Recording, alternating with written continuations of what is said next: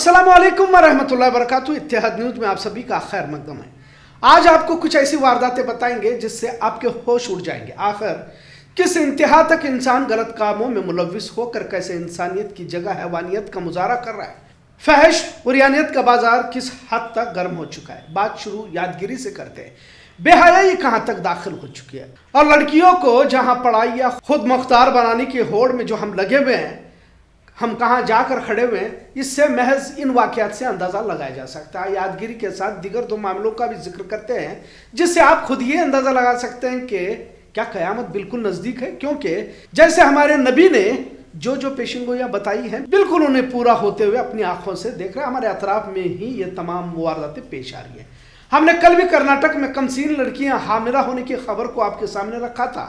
सिर्फ 2 साल के अरसे में 80,000 यानी कि 18 साल से कम उम्र की लड़कियां हामिला होने की खबर हासिल हुई है, जिसे रियासत कर्नाटक की वेबसाइट ने ही शाया किया हुआ। यादगीर में 9वीं क्लास के स्कूल की बच्ची ने स्कूल के वॉशरूम में ही बच्चे को जन्म दिया। इस खबर के बाद पूरा सेहत महकमा हैरत में है। हासिल इत्तला के मुताबिक यादगीर के सरकारी स्कूल में पढ़ने वाली लड़की को दर्द होने लगा तो कुछ लड़कियां उसके पास दौड़ कर गई तो बच्चे की विलादत का मंजर देखकर डर गई और स्कूल इंतजामिया को बताया गया। स्कूल इंतजामिया ने फौरन बच्चे और लड़की को शाहपुर अस्पताल में दाखिल किया। बच्चा और लड़की दोनों अब ठीक है, पर पूरे रियासत में चर्चा इस मामले की है। क्या आखिर स्कूल इंतजामिया को हामिला लड़की की हालत नजर कैसे नहीं आई। बहरहाल डीसीपी ने जायजा लेकर इस पर रिपोर्ट पेश की गई है। अब इस लड़की के साथ क्या क्या हुआ, अस्पत रेजी का मामला है या फिर कुछ और, इसकी भी तफ्तीश जारी है। बहरहाल 28 साल के एक लड़के पर पोक्सो के तहत मामला दर्ज किया गया।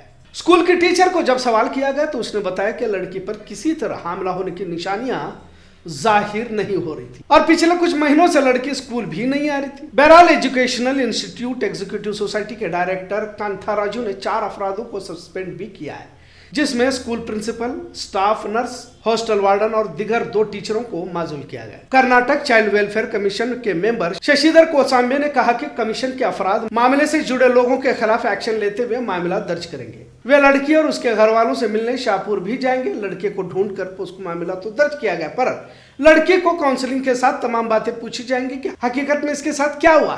खैर, समाज में क्या क्या हो रहा है इसका इस वारदात से अंदाजा लगाया जा सकता है। और कुछ ही वारदातें मंजर आम पर आती है। बहुत सारे मामले तो डर के मारे छिपाए भी जाते हैं, दबाए भी जाते हैं। खैर, इसी तरह की एक और वारदात छत्तीसगढ़ के दंतेवाड़ा के कटे कल्याण में पेश आई। महज 7वीं क्लास की यानी कि 13 साल की लड़की ने सरकारी हेल्थ सेंटर में जब वो पहुंची, यानी कि उसकी तबीयत खराब थी तो वो पहुंची तो बाथरूम में ही बच्चे को जन्म दिया। जब उसकी माँ वहाँ मौजूद थी तो किसी को पता न चले इसके लिए पैदा हुए छोटे मासूम बच्चे को कमोड में डालकर दबाया और उसे मार दिया। बाथरूम में खून फैल गया तो वहाँ के मुलाजिमीन ने दोनों को पकड़कर पुलिस हिरासत में दिया। लड़की की माँ कह रही है कि उसे मालूम ही नहीं कि लड़की कब प्रेग्नेंट हुई। बहरहाल कटे कल्याण का ही लड़का बताया जा रहा है, पर अब तक उसे गिरफ्तार नहीं किया गया। यहाँ भी स्कूल इंतजामिया के साथ हॉस्टल मुलाजिमीन वार्डन को कटघरे में खड़ा किया गया। लड़की दंतेवाड़ा के एकलव्य रिहायशी हॉस्टल में पढ़ती थी। वह 7वीं जमात के इम्तिहान देने के बाद अपने गांव चली गई थी। बहरहाल सवाल उठता है कि महकमा सेहत की टीम रूटीन चेकअप करती रही तो फिर हामिला लड़की इन्हें नजर कैसे नहीं आई। क्या स्कूल इंतजामिया ने या सेहत महकमा ने इसे छिपाने की कोशिश तो नहीं की। बहरहाल लड़की जो महज 13 साल की है और अभी पैदा हुए बच्चे का कत्ल यानी कि उस लड़की ने और उस लड़की की माँ ने मिलकर किया, आखिर जिम्मेदारी कौन लेगा। क्या इसी तरह से नाजायज बच्चे पैदा होते रहेंगे और इन्हें मार दिया जाएगा। एक और मामले की तरफ अब बढ़ते हैं। महाराष्ट्र की लड़की जो बस से सफर कर रही थी, जो 18 साल की बताई जा रही है, बस में ही बच्चे को इसने जन्म दिया। अब बाजू में बैठा एक शख्स जिसका नाम अल्ताफ शेख बताया जा रहा है, उसने इस बच्चे को पैदा होते ही कपड़े में लपेटकर खिड़की से बाहर फेंक दिया, जिससे बच्चा उसी जगह पर मर गया। पर किसी को शक नहीं हुआ कि इसने क्या फेंका। वारदात परबनी पुणे रास्ते पर ठीक 6:30 बजे पेश आई। शाम होने की वजह से लोगों को भी ज्यादा एहसास नहीं हुआ और बस स्लीपर होने की वजह से किसी ने ज्यादा तवज्जो भी नहीं दी। पर सड़क पर जाने वाले लोगों को मालूम हुआ कि बस से कुछ फेंका गया। बहरहाल कुछ लोगों ने देखा तो मालूम हुआ कि एक अभी पैदा हुआ बच्चा जो लड़का था उसे कपड़े में लपेटकर फेंका गया था। बस का पीछा किया गया और अगले स्टॉप पर पकड़ लिया गया और दोनों को, जो लड़का लड़की थे, उन्हें पुलिस के हवाले किया गया। जब उनकी तफ्तीश हुई तो बच्चा नहीं चाहिए इसलिए फेंका गया। अल्ताफ शेख ने इस तरह की बात बताई। बच्चे को जन्म देने वाली का नाम रितिका ढेर बताया जा रहा है। खैर शादीशुदा थे या नाजायज ताल्लुकात मालूम नहीं, पर सवाल उसी जगह पर आकर खड़ा होता है कि आखिर हम कहाँ जा रहे हैं। क्या मासूम बच्चों को इतना बेरहमी से हराम कामों के मद्देनजर कत्ल किया जा सकता है?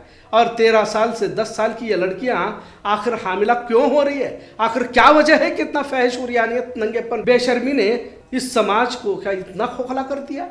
कहाँ लाकर खड़ा कर दिया गया इस समाज को? अब इसकी कई वजूहत पेश की जा रही है, जिसमें अहम किरदार यकीनन मोबाइल का तो है ही।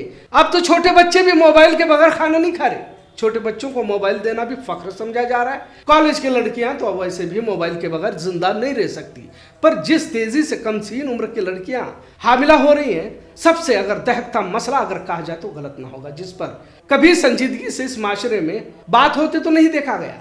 कभी इस तरह की बातें मंजरेआम पर आती है तो कुछ बहस जरूर हो जाती है, लेकिन ठोस इक़दाम नहीं किया जाता। कर्नाटक में 2 सालों में 80,000 लड़कियां 18 साल के अंदर की हामिला हो चुकी है, जो हेल्थ ऑर्गेनाइजेशन की रिपोर्ट बता रही है। आखिरी दौर में जना आम होगा, बेहयाई उरूज पर होगी, औरतें फितना होंगी, पर कमसीन लड़कियों में जिस तेजी से बेहयाई फैल रही है, अगर जिम्मेदार ठहरा जाए तो ज्यादातर बता रहा हूं कि वालिदैन को ही जिम्मेदार ठहराना होगा, क्योंकि घर में लड़की का चाल चलन वालिदैन से ज्यादा कौन महसूस कर सकता है। और अगर माएँ बेटियों के गुनाह पर पर्दा डालने लगती है तो नतीजे भी ठीक बराबर नहीं होते। ये फिर इस तरह की तस्वीरें सामने आने लगती है। वक्त से कम मुसलमानों की जमातें, तंजीमें, इदारे इस मसले को लेकर बेदारी मुहिम चलाए, आखिरत की फिक्र के साथ खुदा का खौफ दिलाए। इसका मतलब फिर जमात खेलना नहीं है। मौजूदा हालात के मद्देनजर जिसे लड़कियों की आज़ादी कहा जाता है, किस तरह फितने बर्पा करने का बास है समझाया जाए, वरना तो बज़ाहिर दीनदार लोगों के घरों की हालत भी क्या है सभी देख रहे हैं। और खासकर वालिदैन की जिम्मेदारी अहम होती है। हमने इससे पहले भी कहा था कि अपने बच्चे सभी को नेक ही लगते हैं। पड़ोसी के बच्चे या गली मोहल्ले के बच्चे सब सरकश लगने लगते हैं। बच्चे, खासकर लड़कियां बड़ी भी हो जाती है तो वालिदैन को वो छोटे ही लगते रहते हैं, और जब कोई कारनामा बेटी अंजाम देती है तो फिर सीना पीटने के कुछ रास्ता नहीं रहता। मतलब ज़्यादा जिम्मेदारी वालिदैन की ही है। हमने महज कुछ वाक़ये जो पिछले 2 महीने में पेश आए उनका जिक्र किया है। ज़रूरत है हालात के मद्देनज़र हम सबको संभलने की, वरना इस आग में कहीं हमारे घर भी जद में ना जाए, इसकी फिक्र जरूरी है। इतना सच। आज का मौजू कैसा लगा इस पर जरूर कमेंट करें। इत्तेहाद में देखने के लिए शुक्रिया। अल्लाह हाफिज।